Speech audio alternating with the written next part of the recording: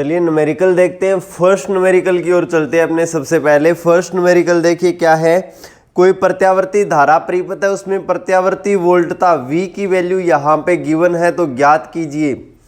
चलिए न्यूमेरिकल में सबसे पहले आपको लिखना क्या है, जो गिवन है। फर्स्ट न्यूमेरिकल मैं यहाँ पे कर रहा हूँ, गिवन मैं यहाँ पे लिखता हूँ। तो गिवन में आपको V की वैल्यू दे रखी है 50 sin 157t प्लस में 5। कैपिटल V की वैल्यू दे रखी है 50 sin 157। जैसे ही आपको गिवन वहां पे मिल जाए तो उसके अंदर जो जो चीजें आपको पता हो उन चीजों को वहां पे मेंशन कर देना है। यानी कि इस इक्वेशन को देख के आप लिख सकते हो V naught is equal to हमारे पास है 50 वोल्ट, ओमेगा की वैल्यू यहाँ पे हमारे पास है 157। दो चीज अपने को यहाँ से पता चल जाती है।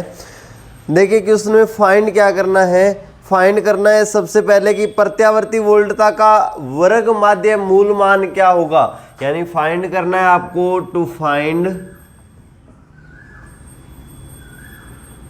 VRMS, आपको फाइंड करना है VRMS।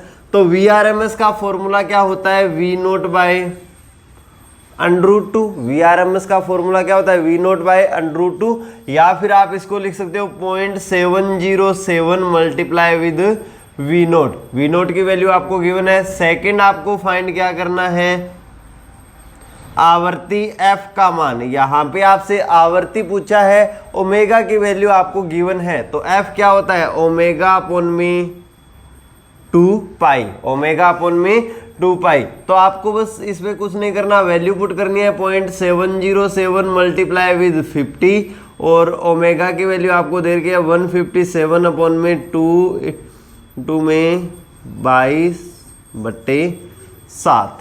बस कैलकुलेट कीजिए, आंसर आपका यहां पे आपको मिल जाएगा।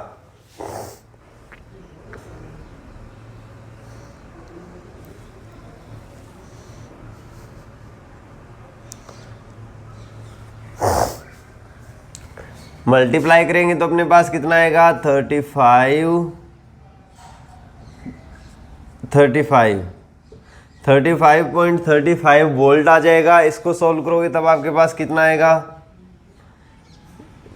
6 7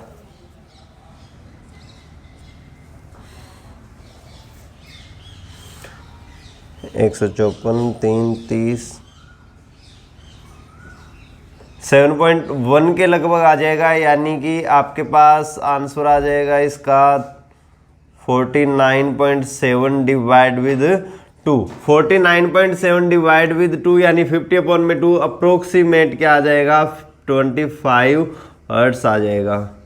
लगभग आवर्ती का मान कितना आएगा, 25 हर्ट्स आ जाएगा। इस प्रकार से आपको फर्स्ट न्यूमेरिकल को सॉल्व करना है। फर्स्ट न्यूमेरिकल में आपको कोई भी डाउट हो तो उस डाउट को पूछ लीजिए।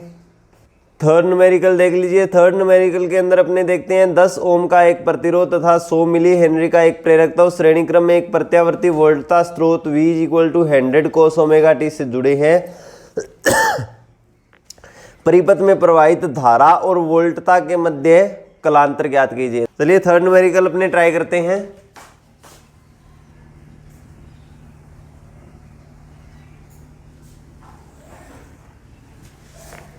थर्ड न्यूमेरिकल में दिया हुआ है 100 ओम का एक प्रतिरोध और 100 मिली हेनरी का एक रेजिस्टेंस। यानी कि गिवन मैं यहां पे लिख देता हूं, गिवन है रेजिस्टेंस इज इक्वल टू 10 ओम और इंडक्टेंस आपको L की वैल्यू दे रखी है 100 मिली हेनरी, यानी 10 की पावर -3 हेनरी। ठीक है। थर्ड चीज अपने यहाँ पे देखते हैं, तो प्रत्यावर्ती वोल्टता स्रोत की वोल्टेज दी हुई है V is equal to 100 cos omega t, 100 cos omega t। यानी V की आपको पीक वैल्यू यहाँ पे दे रखी है। आपसे पूछा है प्रवाहित धारा और वोल्टता के मध्य कलांतर। कलांतर का फॉर्मूला फाई कलांतर का फॉर्मूला आपने बात करेंगे तो यहाँ पे आर एल परिपथ आपको दे रखा है और आर एल परिपथ के अंदर कलांतर के फॉर्मूले की अपने बात करेंगे, फाई की वैल्यू कितनी होती है, tan इनवर्स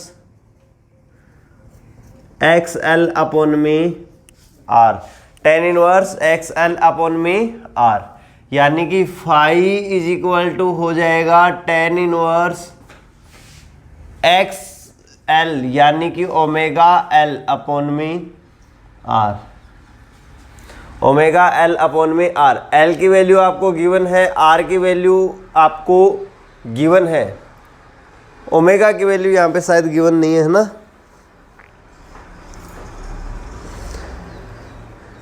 चलिए न्यूमेरिकल में आपको ओमेगा की वैल्यू दी हुई नहीं है, इसमें ओमेगा की वैल्यू रिक्वायर्ड होगी आपको, विदाउट ओमेगा आप इसको सॉल्व नहीं कर सकते।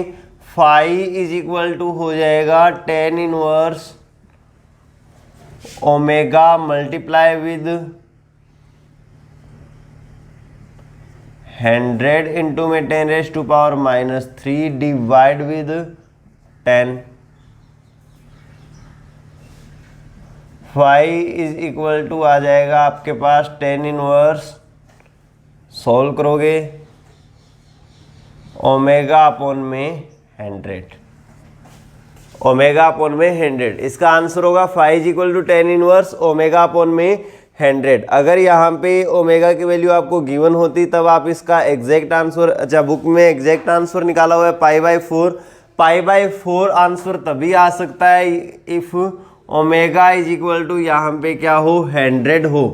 ओमेगा की वैल्यू 100 रखेंगे तब फाई की वैल्यू क्या आएगी, tan इनवर्स 100 अपॉन में 100 यानी कि 1, मतलब tan इनवर्स 10 π/4, 10 से 10 कैंसिल हो जाएगा, फाई की वैल्यू आएगी π/4। आई थिंक यहाँ पे ओमेगा की जगह 100 दिया हुआ होना चाहिए था और v0 यहाँ पे डायरेक्ट लिखा हुआ होना चाहिए था, तब आप जो आंसर दिया हुआ है बुक में वैसा निकाल सकते थे। ओके, तो यहाँ पे आपको थोड़ा सा ये मिसप्रिंट होया हुआ है, जो 100 है वो ओमेगा की जगह दिया हुआ होना चाहिए था। v की वैल्यू आपको यहाँ पे कुछ इस प्रकार से दी हुई हो सकती थी, v is equal to v0 cos 100t, तब आप इसका एग्जैक्ट आंसर निकाल सकते थे। चलिए मेथड आपको समझ में आना चाहिए और कोई दिक्कत नहीं है। फोर्थ न्यूमेरिकल की ओर चलिए। फोर्थ न्यूमेरिकल में कोई डाउट है तो बताइए। सॉल्व हो गया था फोर्थ न्यूमेरिकल। आपको दिया हुआ है 1 किलोहर्ट्ज आवृत्ति की प्रत्यावर्ती धारा के लिए 100 मिली हेनरी के प्रेरकत्व का प्रतिघात ज्ञात कीजिए। क्वेश्चन जो आपको दिया हुआ है वो क्या दिया हुआ है, 1 किलोहर्ट्ज आवृत्ति की प्रत्यावर्ती धारा के लिए 100 मिली हेनरी प्रेरकत्व का प्रतिघात ज्ञात कीजिए। स्रोत की वोल्टता दे रखी है तो धारा का, प्रेरकत्व में धारा का मान भी ज्ञात कीजिए। यानी कि सबसे पहले आपको XL का मान ओमेगा L से फाइंड करना है। जैसे ही आपके पास ये XL की वैल्यू आ जाती है उसके बाद आपको क्या करना है, I की वैल्यू फाइंड करनी है। I की वैल्यू के लिए आप फॉर्मूला लगा दोगे V अपॉन में XL। इजी न्यूमेरिकल है, ट्राई करके देखिए। फोर्थ न्यूमेरिकल के दोनों फॉर्मूले में यहाँ पे लिख देता हूँ। सबसे पहले आप इसमें क्या करोगे, सबसे पहले आप इसमें फाइंड करोगे XL is equal to omega L। Omega आपको यहाँ पे नहीं गिवन, F गिवन है 2 पाई F इंटू में L। XL की वैल्यू फाइंड कर लोगे। 2 नंबर पे आप किस चीज़ की वैल्यू फाइंड करोगे, 2 नंबर पे आप इसमें फाइंड करोगे धारा के लिए I is equal to V upon में XL, V अपॉन में 2 पाई F इंटू में L। V की वैल्यू भी आपको यहाँ पे गिवन है, कैलकुलेट कर लेना। Third numerical Kamal Kumar, third numerical में देखिए आपको R की वैल्यू गिवन थी, L की वैल्यू आपको गिवन थी। इसमें थोड़ा सा मिसप्रिंट होया हुआ है कि जो यहाँ पे 100 दिया हुआ है वो ओमेगा की जगह दिया हुआ होना चाहिए, क्योंकि हमने जब फॉर्मूले को देखा तो फॉर्मूले के अंदर हमें कलांतर निकालना था। कलांतर का फॉर्मूला होता है tan इनवर्स XL अपॉन में R। tan इनवर्स XL की जगह मैंने लिख दिया ओमेगा L अपॉन में R। ओमेगा की वैल्यू अपने को नहीं गिवन इस क्वेश्चन में, L की वैल्यू गिवन है, R की वैल्यू गिवन है, तो ओमेगा की जगह ओमेगा ही पुट करें तो आपके पास आंसर आ जाएगा इतना। और यदि क्वेश्चन के आंसर की ओर अपने चलें तो आंसर की ओर अपने मैच करेंगे तो tan इनवर्स ओमेगा की वैल्यू यहाँ पे 100 होनी चाहिए, तभी आपके पास आंसर क्या आ सकता है, π/4 आ सकता है। तो आप यहाँ पे क्या करोगे, ओमेगा की वैल्यू यहाँ पे 100 पुट करोगे। 100 तभी हो सकता है जब ये 100 जो आपको दिया हुआ है वो ओमेगा की जगह दिया हुआ होना चाहिए, यानी v की वैल्यू कुछ इस प्रकार से लिखी हुई होनी चाहिए थी, v is equal to V naught cos 100t, तब आप इसको सॉल्व कर सकते थे। ओके, चलिए फिफ्थ न्यूमेरिकल देखते हैं। फिफ्थ न्यूमेरिकल में एक कुंडली का प्रेरकत्व आपको दिया हुआ है, गिवन लिख रहा हूं मैं सबसे पहले, गिवन है L is equal to 1 henry, 1 henry दिया हुआ है आपको। किस आवर्ती पर, टू फाइंड यहां पे पूछ रहा है, फर्स्ट क्वेश्चन आपसे पूछा हुआ है किस आवर्ती पर इसका प्रतिघात। फर्स्ट आपको दिया हुआ है कि XL की वैल्यू है 3140 ओम। आपको फाइंड क्या करना है, आवर्ती यानी कि F। कौन ये आवर्ती पूछता तो ओमेगा की वैल्यू फाइंड करनी थी, आवर्ती यानी कि इसमें F की वैल्यू फाइंड करनी है। F की वैल्यू फाइंड करनी है, XL की वैल्यू पुट कर दीजिए, 2 पाई F इंटू में L इज इक्वल टू 3140 ओम। आपको F की वैल्यू फाइंड करनी है तो 3140 डिवाइड विद 2 पाई इंटू में L, वैल्यू पुट करेंगे 3140 डिवाइड विद 2 गुणा में 3.14 गुणा में 1, सॉल्व करोगे आप, पॉइंट हटा दीजिए, 2 जीरो लगा दीजिए, 1000 2 से कट करोगे, आंसर कितना आ जाएगा आपके पास 500। 500 हर्ट्स क्या आ जाएगा, इसका आंसर आ जाएगा फर्स्ट क्वेश्चन का। ठीक है, 500 हर्ट्स क्या आ जाएगा, इसके फर्स्ट क्वेश्चन का आंसर आ जाएगा। सेकंड में आपको क्या पूछा हुआ है, एक संधारित्र की धारिता क्या होनी चाहिए कि उसी आवर्ती पर उसका प्रतिघात उतना ही रहे। सेकंड में आपको ओमेगा की वैल्यू दे रखी, ये सॉरी एफ की वैल्यू आपको दे रखी है 500 हर्ट्स। ठीक है, और प्रतिघात यानी एक्स सी की वैल्यू दे रखी है 3140 ओम, उतना ही रहे। आपसे पूछा है सी की वैल्यू, तो आपको पता है X C is equal to क्या होता है, 1 अपॉन में ओमेगा सी, 1 अपॉन में 2 पाई एफ सी, जो प्रकट करेगा C is equal to 1 upon में 2 पाई एफ मल्टीप्लाई विद क्या आ जाएगा, एक्स सी। आप इसमें क्या कीजिए, सबकी वैल्यू पुट कर दीजिए, 1 अपॉन में 2 इंटू में पाई की वैल्यू 3.14 मल्टीप्लाई विद एफ की वैल्यू कितनी है यहाँ पे गिवन, एफ की वैल्यू आपको गिवन है 500 मल्टीप्लाई विद एक्स सी की वैल्यू 3140। सॉल्व कीजिएगा, आंसर आ जाएगा। कर लोगे आगे सॉल्व।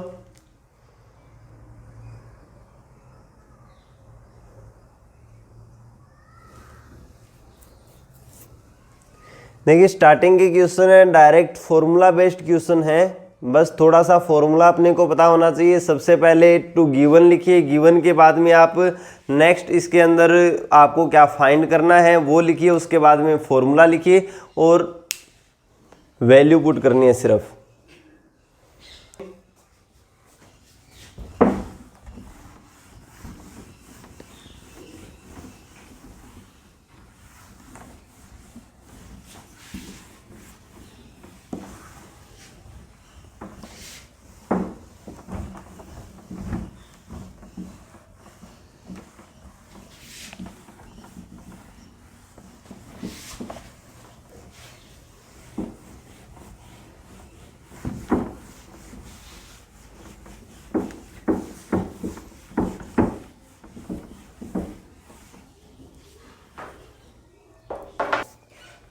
एक 60 वोल्ट तथा 10 वाट का बल्ब 100 वोल्ट के प्रत्यावर्ती स्रोत से जुड़ा हुआ है। चलिए न्यूमेरिकल को अपने पढ़ते हैं। आपको दिया हुआ है 60 वोल्ट तथा 10 वाट का एक बल्ब, यानी वोल्टेज उसकी कितनी है 60 वोल्ट है, पावर आपको दे रखी है 10 वाट। 100 वोल्ट के प्रत्यावर्ती स्रोत से जुड़ा हुआ है।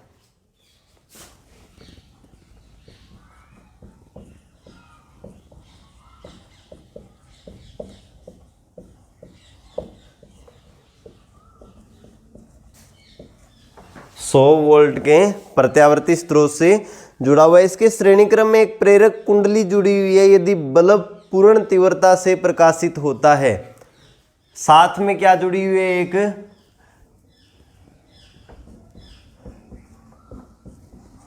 माना कुंडली का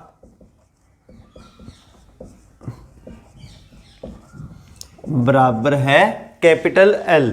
ठीक है, कुंडली का प्रेरकत्व क्या है, कैपिटल एल है। आपसे पूछा क्या इसमें, आपसे इसमें यह बताया गया कि बल्ब जो है वो पूर्णतः तीव्रता से प्रकाशित होता है। बल्ब जो है वो पूरी तीव्रता के साथ प्रकाशित होता है। तो आप क्या ज्ञात कीजिए, आप कुंडली के प्रेरकत्व का मान ज्ञात कीजिए। सबसे पहले आपको इस क्वेश्चन को थोड़ा सा समझना पड़ेगा कि जी आपको यहाँ पे जो बल्ब दिया हुआ है उसकी पावर आपको दे रखी है और उस बल्ब की टर्मिनल वोल्टता आपको यहाँ पे दी हुई है, कितनी है, 60 वोल्ट है। कि जो वहाँ पे वोल्टेज यूज कर रहा है वो कितनी है, 60 वोल्ट है। अब टर्मिनल वोल्टता को यहाँ पे देने का मतलब क्या है, देखें यहाँ पे बल्ब काम करेगा एक रेजिस्टेंस का, ये वोल्टता क्या हो जाएगी, VR हो जाएगी। बल्ब किस चीज का काम करेगा, एक रेजिस्टेंस, एक प्रतिरोध का काम करेगा। श्रेणी क्रम में एक प्रेरकत्व जुड़ा हुआ है, तब ये सर्किट बन जाएगा RL सर्किट आपका। यहाँ पे VR की वैल्यू टर्मिनल वोल्टता कितनी दे रखी है, वहां पे 60 वोल्ट दे रखी है। P की वैल्यू दे रखी है 10 वोल्ट। आप वहां पे रेजिस्टेंस R की वैल्यू निकाल सकते हो। रेजिस्टेंस R की वैल्यू देखिए क्या होगी, अपने को L की वैल्यू फाइंड करनी है। सबसे पहले मैं किस चीज की वैल्यू फाइंड करता हूं, मैं लिखता हूं V² अपॉन में R इज इक्वल टू क्या होता है, पावर P के। यहां पे रेजिस्टेंस की बात कर रहे हैं अपने, तो उसके टर्मिनल पर वोल्टता भी काम में लेंगे। VR वैल्यू पुट कीजिए 60 multiply with 60 divide with R is equal to power. आपके पास R की वैल्यू कितनी आ जाएगी, R की वैल्यू आ जाएगी 3600 भाग 10 यानी 360 ओम। सबसे पहले मैंने क्या किया, रेजिस्टेंस की वैल्यू फाइंड कर ली। रेजिस्टेंस R की वैल्यू आ गई, L की वैल्यू अपने को यहाँ पे नहीं पता है। ओके, नेक्स्ट देखिए इस क्वेश्चन में आपसे पूछा हुआ क्या है, श्रेणी क्रम में एक प्रेरक कुंडली ये L जुड़ी हुई है। यदि बल्ब पूर्ण तीव्रता से प्रकाशित होता है तो कुंडली के प्रेरकत्व का मान ज्ञात कीजिए। कि बल्ब जो है वो पूर्णतः तीव्रता से यहाँ पे प्रकाशित हो रहा है, कुंडली के प्रेरकत्व का अपने को क्या करना है, मान ज्ञात करना है।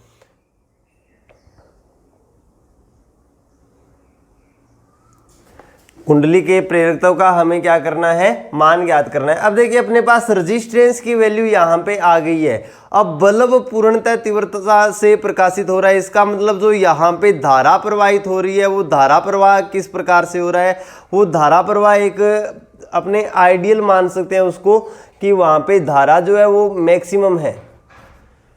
धारा प्रवाह जो है वो वहां पे क्या है, मैक्सिमम है। यानी देखिए दोनों श्रेणी क्रम में जुड़ी हुई है, श्रेणी क्रम में जुड़ी है तो जितनी धारा रेजिस्टेंस में से प्रवाहित होगी उतनी धारा इंडक्टेंस में। एक डायग्राम यहाँ पे बनाता हूँ, ये है रेजिस्टेंस या अपना बल्ब और दूसरी उसके श्रेणी क्रम में जुड़ी हुई है एक कुंडली, ये है L और ये है R।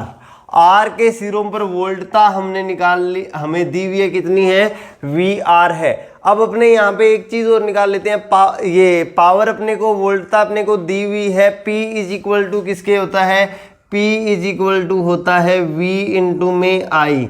V की वैल्यू अपने यहाँ पे काम में लें VR, तो I की वैल्यू कितनी हो जाएगी, I की वैल्यू हो जाएगी P अपॉन में VR। P की वैल्यू कितनी है यहाँ पे 10, VR की वैल्यू कितनी है 60, यानी 1/6 एम्पियर। हमने किस चीज़ का मान निकाल लिया, यहाँ पे हमने यहाँ पे धारा I का मान निकाल लिया। अब ये जो धारा I है जो R में से होकर के प्रवाहित होती है, वही धारा किस में से होकर के प्रवाहित होगी, L में से होकर के प्रवाहित होगी। ठीक है, अब अगली चीज देखिए, इस सर्किट को मैं यहाँ पे कंप्लीट करता हूँ। एक प्रत्यावर्ती वोल्टता स्रोत लगा देता हूँ, एक प्रत्यावर्ती वोल्टता स्रोत लगा देता हूं। यहां पे प्रत्यावर्ती वोल्टता स्रोत ये हो गया।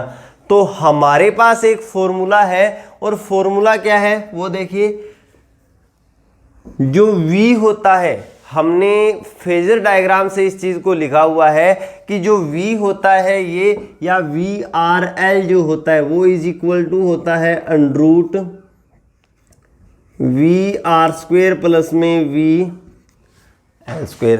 ये फॉर्मूला आपने वहाँ पे फाइंड किया हुआ है। वी आर एल जो होता है वो बराबर होता है root V R square plus में वी एल स्क्वायर। इस फॉर्मूले को अपने यहाँ पे यूज करेंगे। मुझे फाइंड करना है वी एल का मान, तो वी एल का मान हो जाएगा root V R L square minus में वी आर स्क्वायर। यहाँ तक कोई डाउट हो तो उस डाउट को पूछ लीजिए। मैंने कैलकुलेट की वी एल की value V R L square minus में वी आर स्क्वायर। नेक्स्ट देखिए, इसके बाद में वैल्यू पुट कर दीजिए। देखिए वी आर एल की वैल्यू कॉमन इन पे जो वैल्यू होगी वो इस वी के बराबर होगी, क्योंकि दोनों के दोनों समांतर क्रम में जुड़े हुए हैं। तो हमारे पास यहाँ पे वी एल का मान कितना आ जाएगा, वी एल का मान हो जाएगा अंडरूट वी आर एल यानी वी का स्क्वायर 100 का स्क्वायर माइनस में वी आर का स्क्वायर यानी कि 60 का स्क्वायर। वी एल की वैल्यू अपने पास आ जाएगी अंडरूट 10,000 माइनस में 3600। वी एल की वैल्यू आ जाएगी अंडरूट 6400 यानी कि आंसर आ जाएगा 80 वोल्ट। कोई डाउट हो तो पूछ लीजिए। यहाँ तक आगे चल सकते हैं। इसके बाद हमने किस चीज़ की वैल्यू निकाल ली, वी एल की वैल्यू निकाल ली। हमारे पास किस चीज़ की वैल्यू है, वी एल, इस इंडक्टेंस में से प्रवाहित धारा की वैल्यू है, तो हम एक्स एल की वैल्यू निकाल सकते हैं। देखिए हमें पता है आई इज इक्वल टू होगा वी एल अपॉन में एक्स एल, तो X L is equal to होगा वी एल अपॉन में आई। वी एल की वैल्यू कितनी है 80, आई की वैल्यू है 1/6। एक्स एल की वैल्यू कितनी आ जाएगी 480 ओम। और एक्स एल का हमें यहाँ पे फॉर्मूला पता है। एक्स एल जो होता है उसका हमें यहाँ पे क्या है, फॉर्मूला पता है। एक्स एल का फॉर्मूला क्या होता है, एक्स एल का फॉर्मूला होता है omega L is equal to 480 ohm. L is equal to हो जाएगा 480 अपॉन में ओमेगा, 480 अपॉन में 2 पाई एफ। एल की वैल्यू आ जाएगी 480 अपॉन में 2 गुणा में पाई की वैल्यू 3.14। एफ की वैल्यू क्वेश्चन के अंदर गिवन होनी चाहिए, लास्ट में दे रखी है 60 हर्ट्स। 60 पुट कर देते हैं, कैलकुलेट करते हैं। 8 4 4 भाग 3.14 1 पे जाएगा।